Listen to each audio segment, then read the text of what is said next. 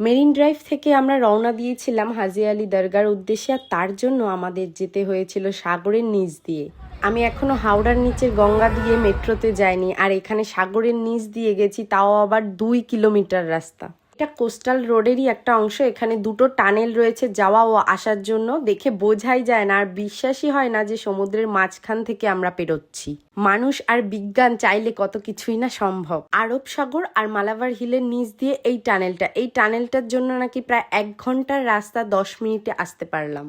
তারপর আমরা গিয়ে পৌঁছালাম হাজি আলী দরগা। এখানে তো কিছু কেনাকাটার জন্য দোকান রয়েছে অনেক। আর পূর্ণার দুটো জামা পূর্ণা বমি করে নষ্ট করে দিয়েছিল, তাই বাঙালির গামছা পরেই নেমে গেছে স্নান করতে। পাগল হয়ে গেছে, আর ওকে বলবো কি, আমারই মনে হচ্ছিল যেন আমি নেমে যাই জলে।